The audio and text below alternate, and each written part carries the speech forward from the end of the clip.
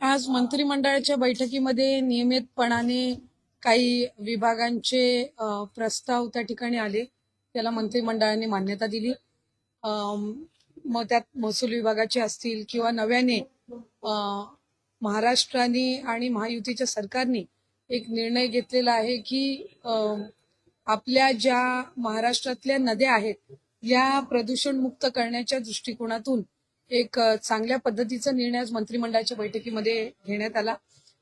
खरं तर आज काल 31 मार्च रोजी महिला व बाल विकास विभागाअंतर्गत महायुतीच्या सरकारच्या वतीने जी मुख्यमंत्री माझी लाडकी बहीण योजना सुरू आहे त्याची ई-KYCच्या संदर्भातली मुदत ही काल 31 मार्च रोजी त्या ठिकाणी संपली. पण काही निवेदनं आमच्याकडे प्राप्त झालेली होती, काही त्या संदर्भातल्या ई-KYCच्या संदर्भातल्या काही तक्रारी म्हणजे आम्हाला आणखीन त्याच्यामध्ये थोडी मुदत मिळावी, काही ठिकाणी काही यामधल्या कालावधीमध्ये गारपीट असेल किंवा त्याच्या आधीच्या कालावधीमध्ये काही ई-KYC करण्याच्या काही जणींच्या राहिलेल्या होत्या. ह्या सगळ्या याच्यामध्ये खरं तर पहिली ई-KYCची प्रक्रिया ही साधारणपणे सप्टेंबर 2025 मध्ये सुरू झाली आणि ती पहिल्यांदा 2 महिन्याच्या कालावधीसाठी सुरू करण्यात आलेली होती आणि 2 महिन्याची मुदत ई-KYC साठी सर्व लाडक्या बहिणींना देण्यात आलेली होती. पण त्यानंतर राज्याचे मुख्यमंत्री देवेंद्र फडणवीस साहेब, उपमुख्यमंत्री शिंदे साहेब आणि तत्कालीन उपमुख्यमंत्री अजितदादांच्या सूचनेनुसार ती मुदत 31 डिसेंबर पर्यंत वाढवण्यात आलेली होती. त्यानंतर सुद्धा काही सूचना आल्या की ई-KYC करत असताना काहींनी चुकीचे ऑप्शन निवडले, काहींनी ई-KYC भरून सुद्धा त्यांना काही तांत्रिक बाबींमुळे त्याच्यामध्ये लाभ हा मिळत नव्हता. त्यात काही चुकीचे ई-KYCच्या फॉर्ममध्ये ऑप्शन त्यांनी निवडले गेल्यामुळे त्यांना पुन्हा एकदा 31 मार्च पर्यंतची मुदत देण्यात आली.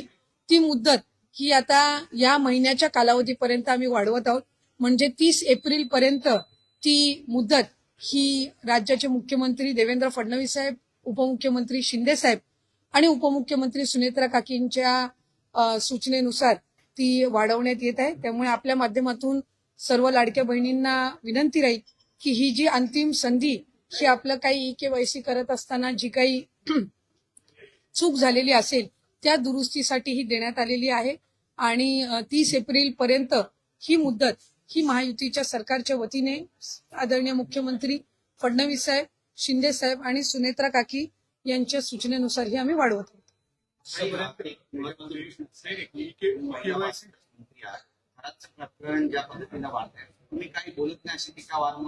नाही, खरं तर ही टीका अतिशय दुर्दैवी आहे, कारण मी ज्या वेळेला हे प्रकरण झालं त्यावेळेला सर्वात पहिले या संदर्भातले प्रतिक्रिया देणारे जे काही मोजकी जण होती त्याच्यातली मी एक होती.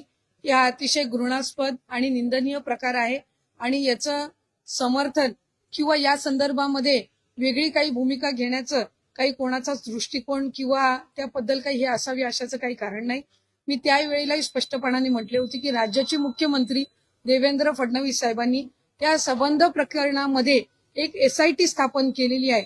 त्याचा संपूर्ण जे काही त्या SITचे जे इन्चार्ज आहेत त्या एक महिला अनुभवी पोलीस अधिकारी त्या ठिकाणी दिलेले आहेत आणि जी राज्याचे मुख्यमंत्री देवेंद्र फडणवीस साहेबांची भूमिका आहे त्यांच्या मंत्रिमंडळातलीच मी एक सदस्य आहे. त्याच्यामुळे जी मुख्यमंत्र्यांची भूमिका तीच मंत्रिमंडळातली मंत्री म्हणून ही त्या ठिकाणी माझी भूमिका. त्यामध्ये एक गोष्ट आहे की ज्या महिलांवर त्याच्यामध्ये अन्याय झाला, ज्या पीडित महिला आहेत यांना न्याय देणं, यांना न्याय मिळणं हा त्याच्यातला मूळ आणि प्रामुख्याचा मुद्दा आहे आणि त्या संदर्भामध्ये आम्ही मुख्यमंत्री महोदयांनाही विनंती केली, एक महिला म्हणूनही केली, एक लोकप्रतिनिधी म्हणूनही केली आणि महिला व बाल विकास विभागाची मंत्री म्हणूनही केली की त्या पीडित महिलांना न्याय मिळाला पाहिजे एक, आणि त्याच्यामध्ये जे कोणी दोषी असतील त्यांना कठोरातली कठोर शिक्षा ही त्या ठिकाणी झाली पाहिजे. नाही, मला म्हणजे पक्षांतर्गत किंवा अशा पद्धतीनं कुठेही त्या संदर्भातली चर्चा आज आमच्या कॅबिनेटच्या पूर्व बैठकीमध्ये झाली नाही. त्या संदर्भामध्ये सुद्धा राज्याचे मुख्यमंत्री देवेंद्र फडणवीस साहेबांनी जिरवाळजींना हे त्यांनी सूचना दिलेल्या आहेत की जो काही प्रकार असेल त्या संदर्भातली त्यांनी रीतसर तक्रार ही पोलिसांमध्ये करावी. त्यानुसार त्यांनी केलेली आहे. त्या संबंध व्हिडिओज त्या सगळ्या प्रकरणाची शहानिशा झाल्याच्या नंतर माननीय मुख्यमंत्री महोदय फडणवीस साहेब असतील आणि आदरणीय आमच्या नेत्या सुनेत्रा काकी असतील हे त्या संदर्भातला योग्य तो निर्णय घेतील. मुदतकर साहेबांनी विलीनीकरणाच्या बाबत आणि भूमिका मांडली की विलीनीकरण चर्चाच नव्हती, पण कधी बोलतात चर्चा होती, कल्पना आहे. हे नेमकं विरोधाभास विधान नेमकं काय आहे? नाही, त्यांनी सुरुवातीपासून ही भूमिका घेतली की दादा असतानाचं विलिनीकरण आणि दादांच्या पश्चातलं विलिनीकरण हे दोन वेगवेगळ्या बाबी त्या ठिकाणी आहेत. सुरुवातीच्या कालावधीमध्ये जो काही संबंध आवाज करण्यात आला विलिनीकरण दादांची शेवटची इच्छा, त्यावेळेला खऱ्या अर्थानं दादांचा झालेला अपघात त्या सगळ्या संबंध परिस्थितीमध्ये लगेचच विलिनीकरणाची जी चर्चा सुरू झाली त्याच्यातून एक संभ्रमाचं वातावरण हे त्या निमित्ताने झालं. आणि जसं त्या म्हणजे आदरणीय पवार साहेबांच्या राष्ट्रवादी काँग्रेस पक्षाच्या नेत्यांमध्ये एक संघटितपणाने त्या संदर्भामध्ये चर्चा झालेली होती, तशा पद्धतीनं संघटित चर्चा ही राष्ट्रवादी काँग्रेस पक्षाच्या अजितदादांच्या पक्षामध्ये झालेली नव्हती. या संदर्भामध्ये त्यांनी त्यावेळेलाही भूमिका स्पष्ट केली आणि काल परवामध्ये झालेल्या त्यांच्या याच्यामध्ये त्यांनी सांगितलं की कुणीही आदरणीय सुनेत्रा काकींना दादांच्या पश्चात राष्ट्रीय अध्यक्ष म्हणून करा, त्यांच्या नेतृत्वामध्ये आपण सगळे एकत्रितपणाने काम करू, अशा पद्धतीची काही भूमिका त्यावेळेला आली नाही. त्यामुळे एक संभ्रमतेचं वातावरण हे दोन्ही बाजूनी तयार झालं. नाही, त्यांची भूमिका त्यांनी बघावी. खरं तर मला म्हणजे एक आश्चर्यही वाटतं, एक कुतूहलही मला त्या बाबतीतलं आहे की ते एका वेगळ्या पक्षाचं प्रतिनिधित्व करतात, आम्ही एका वेगळ्या पक्षाचे कार्यकर्ते आहोत. असं असताना त्यांना रोज आमच्या पक्षामध्ये काय चाललेलं आहे ह्याच्यासाठी वेळ कुठनं मिळतो? त्यांनी त्यांच्या पक्षाची जी संघटना आहे ह्याच्याकडे जास्ती लक्ष द्यावं. आम्ही आमच्या पक्षाच्या संघटना वाढीसाठी सुनेत्रा काकींच्या आम्ही नेतृत्वाखाली काम करत आहोत. या उलट माझी त्यांनाही विनंतीपूर्वक सूचना राहील की आपण जर बघितलं तर स्थानिक स्वराज्य संस्थेच्या निवडणुका, मग त्या महानगरपालिकेच्या असो किंवा जिल्हा परिषदेच्या असो, आदरणीय आमचे नेते अजितदादा हयात असताना काही जिल्ह्यांमध्ये राष्ट्रवादी काँग्रेस पक्षाचे दोन्हीही कार्यकर्त्यांनी एकत्रितपणाने लढवलेली आहे. आज ते जिल्हा परिषद पंचायत समितीमध्ये महानगरपालिकेमध्ये त्या ठिकाणी काम करत आहेत. अशा वेळेला त्या कार्यकर्त्यांची दोन्ही बाजूच्या कार्यकर्त्यांची आपण फरफड का करतोय हे माझ्यासारख्या कार्यकर्त्याच्या समजण्याच्या पलीकडे आहे. कारण शेवटी त्यांनी महानगरपालिका एकत्र लढवली, आज त्यांना तिथे एकत्र काम करायचंय. जिल्हा परिषद काही ठिकाणच्या एकत्र लढवल्या, जिल्हा परिषदेच्या पंचायत समितीच्या महानगरपालिकेच्या निवडणुका या कार्यकर्त्यांच्या निवडणुका असतात आणि त्यांनी त्यावेळेला दादांनी त्याच्यामध्ये पुढाकार घेतला असेल, श्रद्धेय पवार साहेबांच्या मार्गदर्शनाखाली त्यांच्या पक्षांनी पुढाकार घेतलेला असेल. अशा वेळेला ह्या सगळ्या भूमिका आणि एकमेकांवर वेगवेगळे आरोप प्रत्यारोप करून आपण त्या लोकप्रतिनिधींची जे स्थानिक पातळीवर काम करतात किंवा कार्यकर्ते यांची फरफड ही कुठल्याही पक्षाने का करावी हे माझ्यासारख्या कार्यकर्त्याच्या समजण्याच्या पलीकडचा विषय.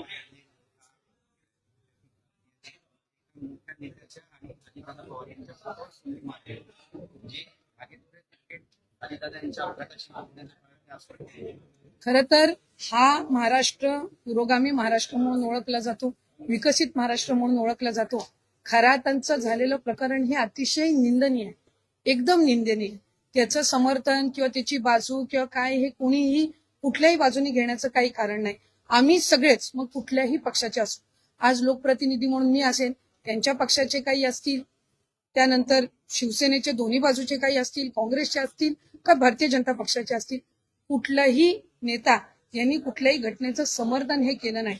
एक आहे की सगळ्याच राजकीय मंडळींना सर्व पक्षाच्या हा एक धडा आहे की पुरोगामी महाराष्ट्रामध्ये आपण वावरत असताना एखाद्या कुठल्याही गोष्टीच्या आपण कुठल्याही बाबतीमध्ये एक सल्ला घेणं किंवा वेगवेगळ्या पद्धतीनं म्हणजे आपण त्यांच्याकडे एक बोलतो ना काय पुढचं जाणून घेण्याच्या दृष्टिकोनातून असेल किंवा काय असेल, ह्या सगळ्या बाबतीतला हा सगळ्याच राजकारण्यांना मिळालेला एक धडा आहे.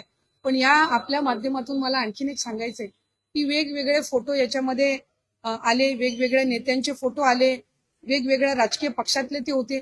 कुठल्याही राजकीय पक्षातल्या नेत्यांनी त्यांनी जे कृत्य केलंय त्याचं समर्थन केलं का? त्याची बाजू कोणी मांडली का? नाही. याचा अर्थ असा की वेगवेगळ्या सार्वजनिक कार्यक्रमांमध्ये त्यांची भेट झालेली असेल. याचा अर्थ असा नाही की हे जे निंदनीय प्रकरण झालेलं आहे याचं कोण समर्थन करतं का हे त्यांना माहिती होतं.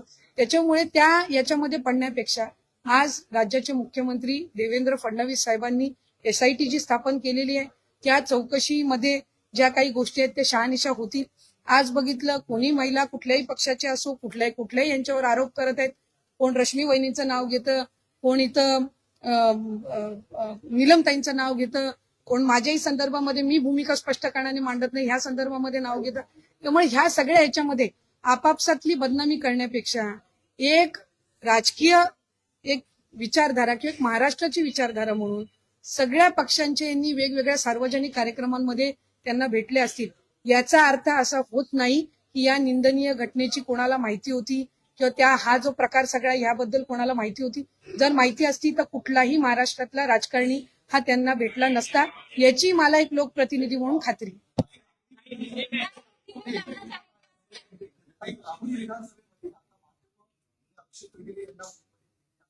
राष्ट्रवादी शरद पवार गटातून या ठिकाणी उमेदवारी झालेली आहे.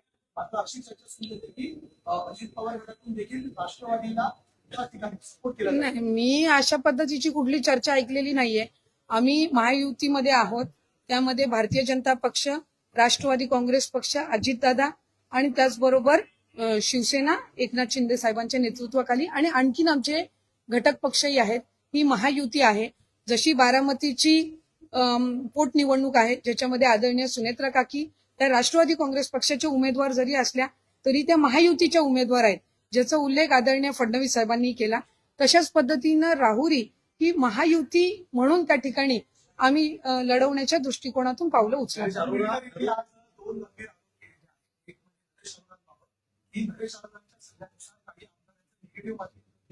अजितदादांकडे तिकीट कापण्याचा प्रयत्न अग्रणी केला होता. दुसरा एक आरोप असा की भाजपसोबत त्यांच्या हात मिळवले म्हणून कमी जागा नाही, मला असं वाटतं की अमोलजी हे आमचे सहकारी राहिलेले आहेत. विधान परिषदेमध्ये त्यांनी 6 वर्ष आदरणीय अजितदादांनी त्यांना त्या ठिकाणी संधी दिली. ते वेळोवेळी पक्षाच्या वतीने सुद्धा भूमिका त्या ठिकाणी मांडत आलेले आहेत. जर दादांच्या म्हणजे सूचनेनुसार दादांच्या मार्गदर्शनाखाली एखादी जर एजन्सी पक्षाच्यासाठी कॅम्पेनिंग करण्यासाठी निवडली त्यावेळेला गेलेली असेल आणि त्या संदर्भामध्ये त्यांच्या काही शंका कुशंका असतील जर त्यांच्या मनामध्ये पक्षाच्या हिताच्या दृष्टिकोनातून पक्षाच्या पुढच्या वाढीच्या दृष्टिकोनातून, तर मला खात्री आहे की आदरणीय सुनेत्रा काकी असतील, आदरणीय पारदादा असतील, हे त्यांना ज्या काही त्यांच्या शंका कुशंका असतील अमोलजींच्या त्याचं निरासन ते निश्चितपणाने करतील. परत एकदा हे काम देण्याबाबत एक मिनिट संबंधित अरोरा यांना परत एकदा मीडिया मॅनेजमेंटचं काम द्यावं यावरच पक्षामध्ये काही मतभेद असल्याची चर्चा आहे. खरी गोष्ट मला वाटतं काय की वेगवेगळ्या पद्धतीनं वेगवेगळ्या शंका कुशंका ह्या एका कॅम्पेन एजन्सीच्या बद्दलच्या त्या ठिकाणी रंगवल्या जात आहेत. त्याच्याही पेक्षा महत्वाचे विषय आज राज्यामध्ये आहेत. आज राष्ट्रवादी काँग्रेस पक्ष म्हणून दादांच्या पश्चात पक्ष कसा आदरणीय सुनेत्रा काकींच्या नेतृत्वाखाली विस्तारित करावा असा मोठा प्रश्न आमच्या समोर असताना एका एजन्सीच्या ह्याच्यावर शंका कुशंकावर आम्ही किती वेळ घालवायचा आणि ती ठेवायची नाही ठेवायची काय करायचं याबाबत आमच्या नेत्या म्हणून सुनेत्रा काकी निर्णय घेतील.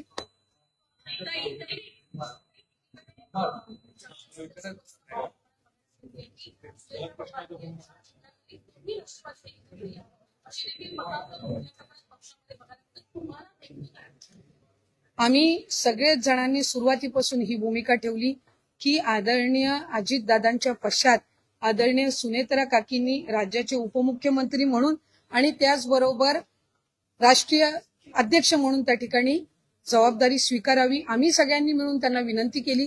त्यानुसार त्या आज राष्ट्रीय अध्यक्ष म्हणून सुद्धा आहेत, उपमुख्यमंत्री म्हणून सुद्धा आहेत.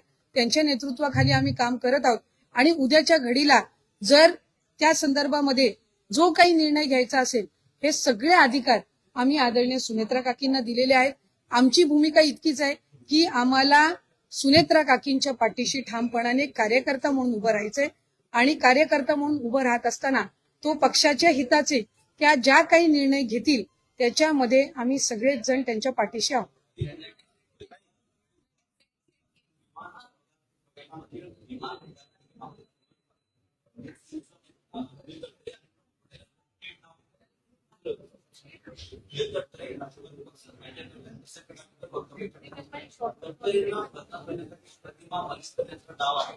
100% त्याच्यामध्ये काही दुमत असण्याचं कारण नाही. कारण आज राष्ट्रीय अध्यक्ष कोण आहे? आदरणीय सुनेत्रा काकी आहे. प्रदेश अध्यक्ष तटकरे साहेब दादा असताना नव्हते का? तर त्याही वेळेला प्रदेश अध्यक्ष होते आणि आत्ताही आदरणीय सुनेत्रा काकींच्या मार्गदर्शनाखाली, त्यांच्या नेतृत्वाखाली ते प्रदेश अध्यक्ष म्हणून आहेत.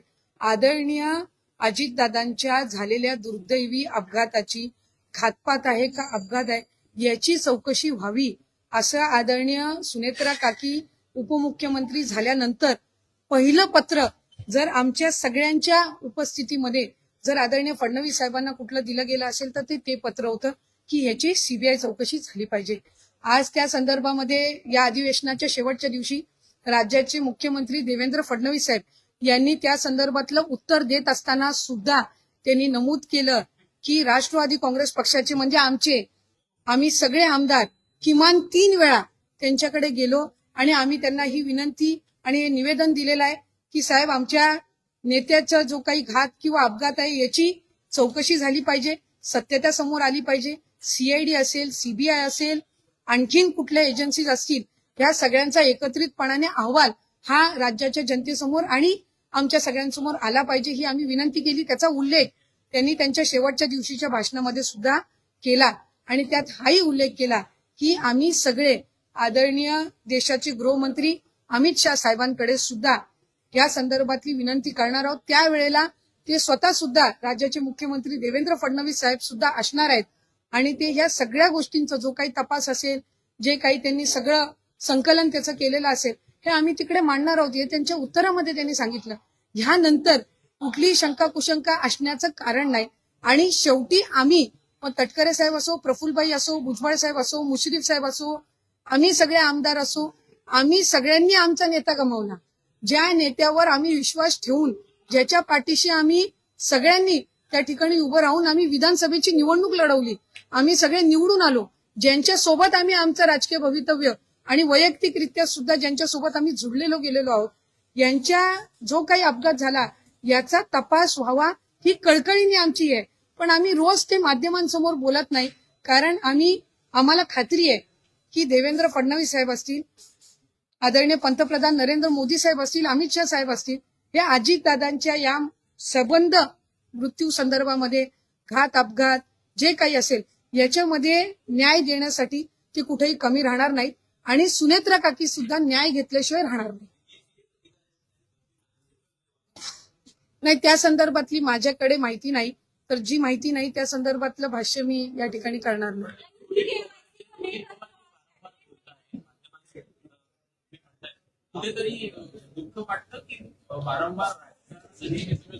हे स्वाभाविक आहे ना, कारण शेवटी आज आपण जर बघितलं तर दादा गेल्याचं सर्वात जास्ती दुःख कोणाला आहे तर आदरणीय सुनेत्रा काकींना आणि दादांच्या आईने. त्या पश्चात सुद्धा आदरणीय सुनेत्रा काकींनी राष्ट्रीय अध्यक्ष म्हणून, राज्याचे मुख्यमंत्री उपमुख्यमंत्री म्हणून जबाबदारी घेतली. आम्हाला सगळ्यांना सावरून ते दादांचं स्वप्न पुढे नेण्याचं काम करत आहेत आणि अशा सगळ्या वेळेला आरोप प्रत्यारोप करून, खोटे आरोप करून सारखं त्यांना या सगळ्या आदरणीय सुनेत्रा काकींच्या नेतृत्वाखालच्या असणाऱ्या राष्ट्रवादी काँग्रेस पक्षाला ह्या चौकटीमध्ये किंवा सारखं त्यांना विनाकारण ज्या कुठल्या वेगवेगळ्या आरोपांचा यांनी त्यांना घेरून उत्तर द्यायला लावणं हे काही आमच्यासारख्यांना ते काही योग्य वाटत नाही. बाकी ते त्यांची भूमिका मांडत आहेत, ते त्यांनी काय मांडावी तो त्याचा प्रत्येकाचा वैयक्तिक अधिकार आहे. आमची भूमिका ही आहे की आदरणीय सुनेत्रा काकींच्या नेतृत्वामध्ये एक कार्यकर्ते म्हणून आम्ही अजितदादांचा हा पक्ष हा अधिक कसा बळकट होईल यासाठी काम करतो.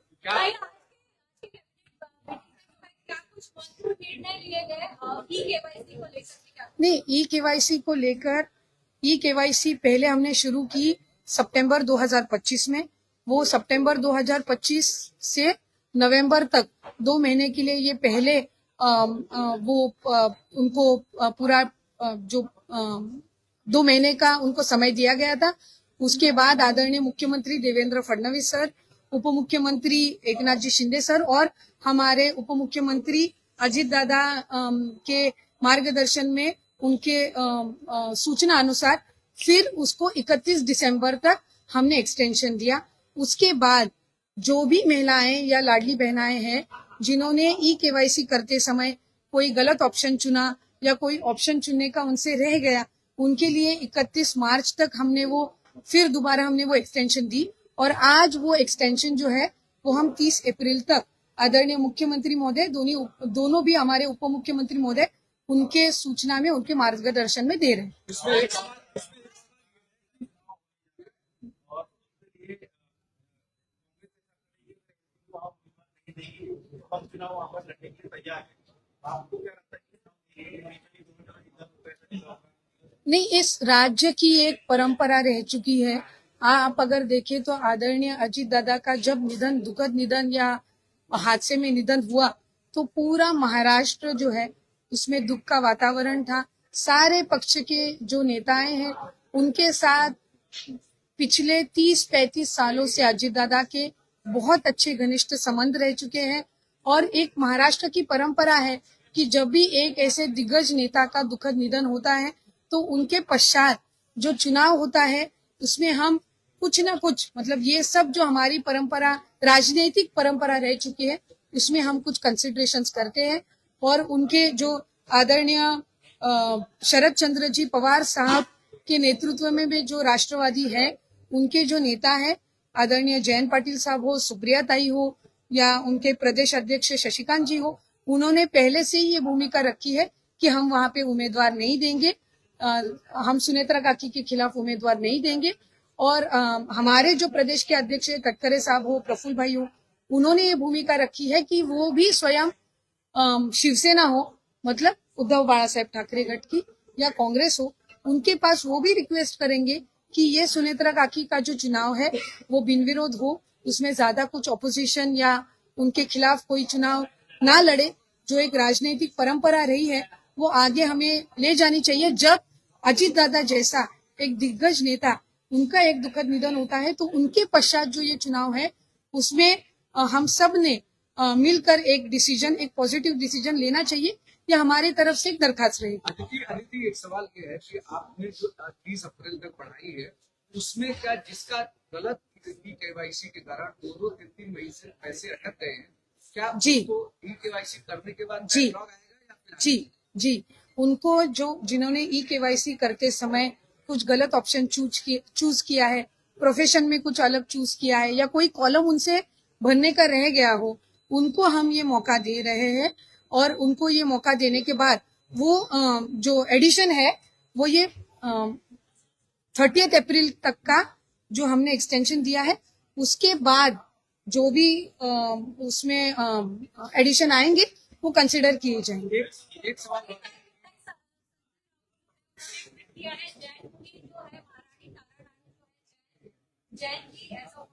हाँ? जैन पुलिस जो है उन्होंने कहा है कि महारानी ताराबाई जैन थी, ऐसा संजय राउत ने ट्वीट किया है। जैन के सामने कहा है जैन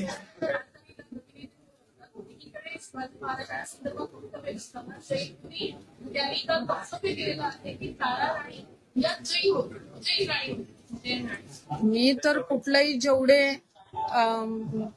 म्हणजे महाराजांशी किंवा या साम्राज्य पुढे जे छत्रपती संभाजी महाराज असतील, छत्रपती शिवाजी महाराज असतील, त्यानंतर छत्रपती राजाराम असतील आणि त्याचबरोबर महाराणी ताराराणी असतील, यांच्या किंवा त्याच्यानंतर आलेले छत्रपती शाहू महाराज असतील, म्हणजे छत्रपती संभाजी महाराजांचे सुपुत्र ज्यांनी साताऱ्याच्या गादीवर जे विराजमान झाले आणि कोल्हापूरला महाराणी ताराराणींनी स्थापित केले, त्या सगळ्या ह्याच्यात मी त्या कुठल्या वेगळ्या समाजाच्या होत्या असं माझ्या तरी वाचण्यात आलेलं नाहीये।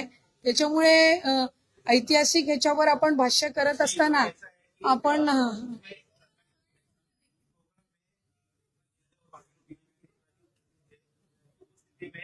रानी को तो जैन कहा गया और सरकार ने ऐसा नहीं, मुझे लगता है उस प्रोग्राम में मैं मौजूद नहीं थी, तो जिस प्रोग्राम में मैं मौजूद नहीं थी उसमें एग्जैक्टली क्या स्टेटमेंट आया मुझे पता नहीं, लेकिन जो भी मैंने आपसे अभी सुना, मेरे रीडिंग में कभी आया नहीं है कि वो कोई अलग समाज की थी या कुछ। तो कौन से रेफरेंस में उन्होंने ये स्टेटमेंट किया है ये मुझे पता नहीं। एक सवाल दिखता है हाँ।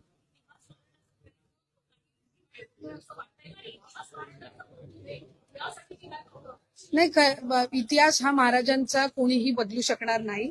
छत्रपती शिवाजी महाराज यांना आपण दैवत मानतो आणि त्यांच्या स्वराज्याची ज्यांनी ज्यांनी गादी पुढे चालवली हा आपल्यासाठी एक ऐतिहासिक एक ठेवा आहे आणि तो निश्चितपणाने बदलण्याचं मला वाटतं कोणामध्ये ते सामर्थ्यही नाही आणि कोणाचा विचारही नाही. एक सवाल दिखता है विरोधक यावरून देखील आता टीका की त्या संदर्भातला जो निर्णय आहे तो राज्याचे मुख्यमंत्री फडणवीस साहेब, उपमुख्यमंत्री शिंदे साहेब आणि सुनेत्रा काकी घेतील आणि मला वाटतं लवकरच त्या आयोगाला एक नवीन प्रतिनिधी मिळेल.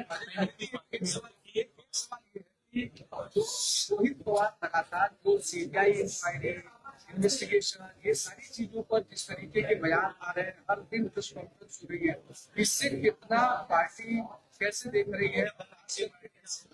आरोप लगाया कि राजनीति हो रही है। नहीं, एक मिनट ये सूरज जी ने जो 5 करोड़ और वो सब है वो अलग इशू है. वो हम दादा के हादसे के साथ हम उसको ना जुड़े, ये मुझे पहले क्लियर करना है. सबसे पहले जो रिक्वेस्ट हमारी नेता सुनेत्रा काकी ने जब वो डीसीएम बनी तब आदरणीय मुख्यमंत्री देवेंद्र फडणवीस साहब से की कि सीबीआई जांच इस पूरे मामले में होनी चाहिए. अब आदरणीय अजीत दादा है तो उनके फैमिली मेंबर्स है, वो अलग अलग अपनी अपनी तरीके से इस मामले में जांच हो, वो अलग अलग एजेंसी के साथ वो कम्युनिकेट कर रहे हैं, उनके साथ वो जो अपने पास इंफॉर्मेशन है वो शेयर कर रहे हैं. एक जगह पे रोहित जी होंगे, दूसरी जगह पे हमारे पार जी या जय जी होंगे, वो अपनी तरफ से शेयर करते होंगे.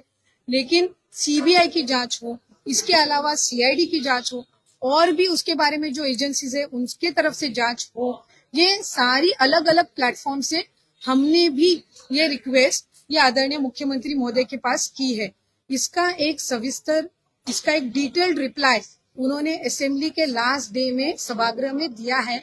उसमें उन्होंने बताया है कि जैसे रोहित जी ये रिक्वेस्ट कर रहे हैं, क्या ये मांग कर रहे हैं कि दादा के हादसे की पूरी जांच की जाए, उसी तरीके से सुनेत्रा काकी के नेतृत्व में हम सारे जो राष्ट्रवादी कांग्रेस पक्ष के हैं हमने भी तकरीबन 3-4 बार उनकी मुलाकात की. हमने भी कौन से फेज में कौन से स्टेज में अभी वो इंक्वायरी चल रही है वो हम भी उस बारे में पूरी उनके साथ हम कम्युनिकेशन में है. और हमारी भी यही मांग रहेगी कि ये सारी जो एजेंसीज है उनका एक रिपोर्ट कंसोलिडेट करके ये एक सीनियर ऑफिसर जो इस बारे में एविएशन में या पूरे इस अलग अलग हादसे में जिनका एक्सपीरियंस हो उस सीनियर ऑफिसर की तरफ से ये सारे एजेंसीज के जो रिपोर्ट आएंगे उनका एक डिटेल्ड रिपोर्ट ये महाराष्ट्र राज्य, देश की जनता, महाराष्ट्र की जनता और हमारे सबके सामने आना चाहिए. Thank you.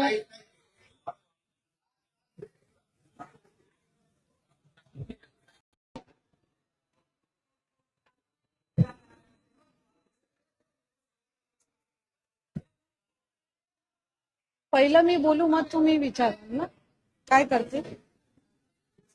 हा हॅलो हा